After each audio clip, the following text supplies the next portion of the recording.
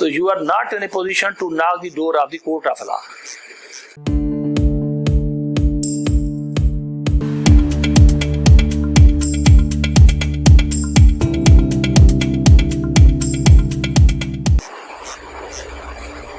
हाँ जी, मोहतरम सामीन व नाजरीन, आज का जो हमारा टॉपिक है वो बहुत ही अहमियत का हामिल है। ये हमारे दो सिस्टम हैं, एक क्रिमिनल जस्टिस सिस्टम है और एक सिविल जस्टिस सिस्टम है।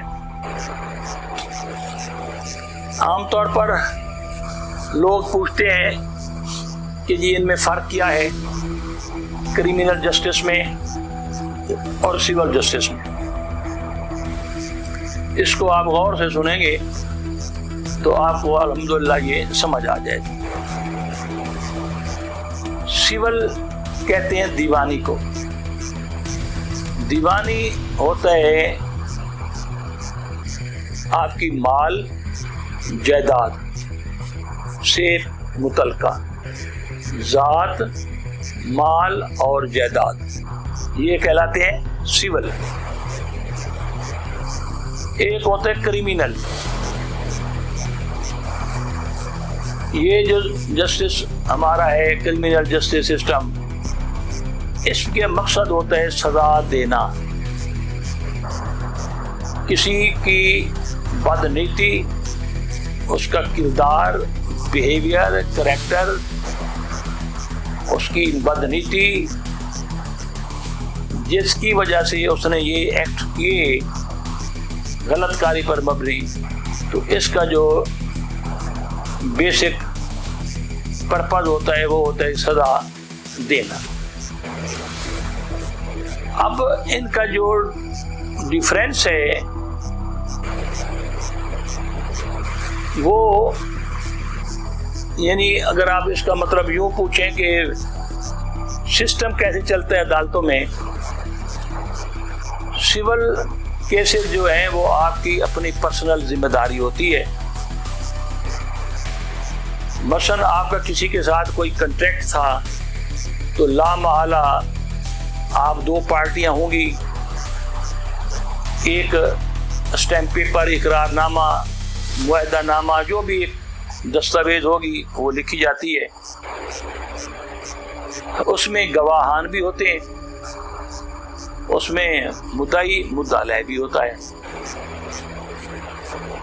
अब अगर उनमें से एक पार्टी डिविएट करे,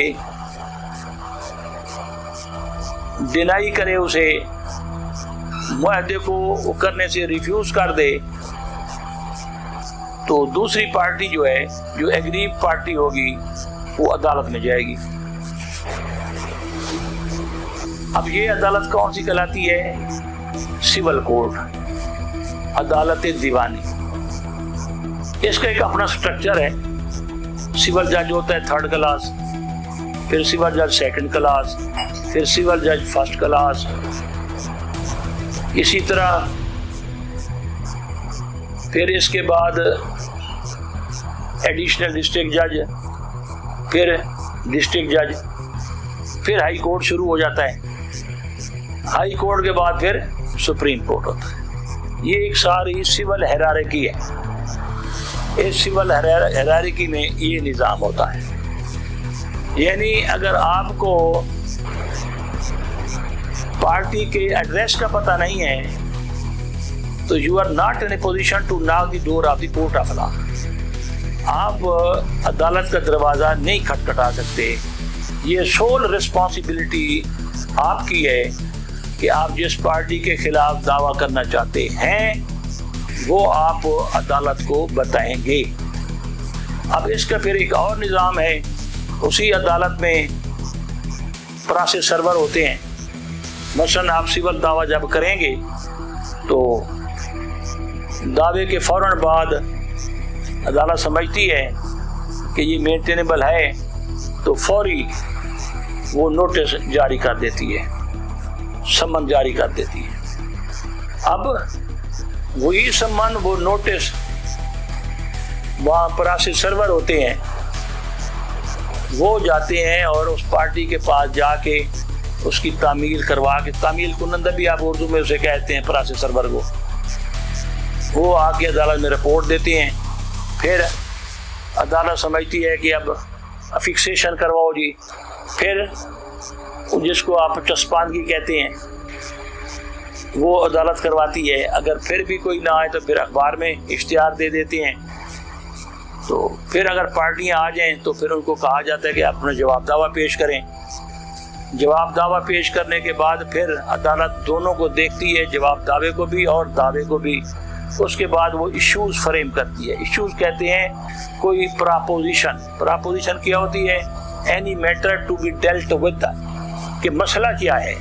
फिर कुछ चीज़ें आके मुद्दा लय जो होता है डिफेंडेंट वो मान लेता है, कुछ चीज़ों की वो डिनाई कर देता है। तो बकिया जो बचते हैं वो आके अदालत जो है उस पर एविडेंस तलब करती है। अब ये नेक्स्ट मरला बता रहा हूँ। फिर वो क्या होता है जी, प्लेंटिफ जो है मुद्दई वो अपने गवाहान पेश करता है, अपने दस्तावेजात पेश करता है। इसी तरह मुद्दा लय जो है डिफेंडेंट वो अपने गवाहान और अपने दस्तावेजात पेश करता है। उसके बाद फिर अदालत जो है वो दोनों शहादतों को देखकर दावाजात जवाब दावाजात देखकर वो फिर एक जजमेंट देती है। उसमें सारे गवाहान डिस्कस किए जाते हैं कि मुद्दई ने ये गवाहान पेश किए, दस्तावेजात पेश किए, मुद्दा लय ने ये गवाहान पेश किए, ये दस्तावेज पेश किए। लिहाजा मैं इस नतीजे पर पहुंचा हूँ कि मुद्दई जो है वो अपने दावे की डिग्री का हकदार है।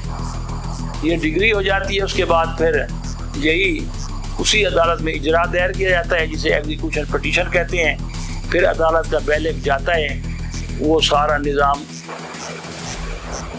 वो भी इसी अदालत में जब आता है तो वो उसको कब्ज़ा दिलवाना है या कोई और जो भी डिग्री थी उसे उसका अमल दरामद हो जाता है। ये तो है सिविल लॉ सारा। क्रिमिनल में मुद्दई की रिस्पॉन्सिबिलिटी एज सच नहीं होती।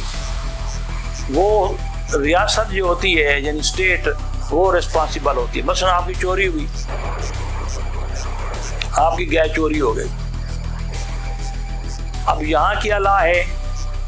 फौजदारी कानून के तहत जो क्रिमिनल लॉ है, CRPC जो हमारा कानून है ज़ाब्ते फौजदारी, उसकी दफ़ा 154 के तहत आप एक दरख्वास्त देते हैं या ओरली जाके बात करते हैं पुलिस स्टेशन में तो आपकी FIR दर्ज हो जाती है।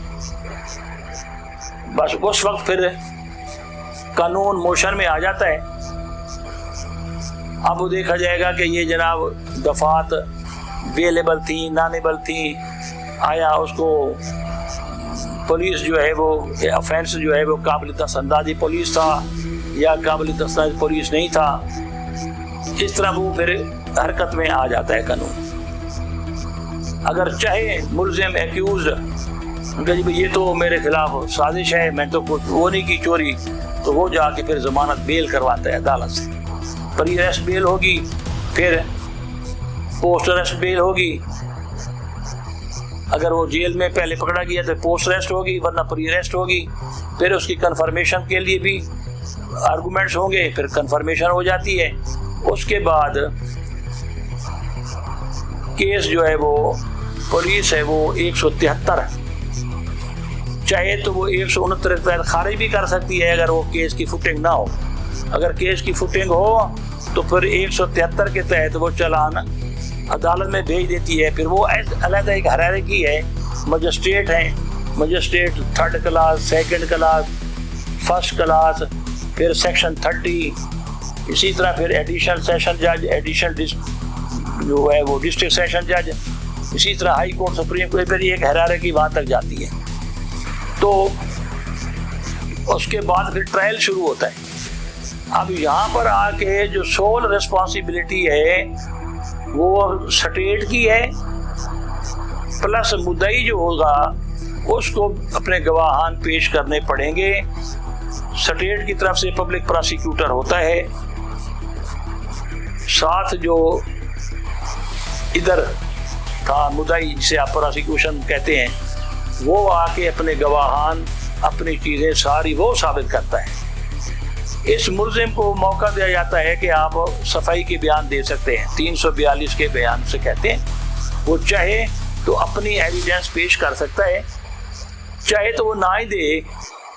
तो it is sole responsibility and liability of the prosecution to prove its case. अगर वो प्रूव ना कर सके तो उसकी फिर केस खारिज हो जाता है। ये दोनों हायरार्कीज़ हमारे सिविल जस्टिस और क्रिमिनल जस्टिस में मौजूद हैं। क्रिमिनल जस्टिस में जो असल मकसद होता है, इसमें रकम भी दिलवा दी जाती है, लेकिन मकसद मैंने वो बयान किया है कि इसका असल मकसद जो होता है वो होता है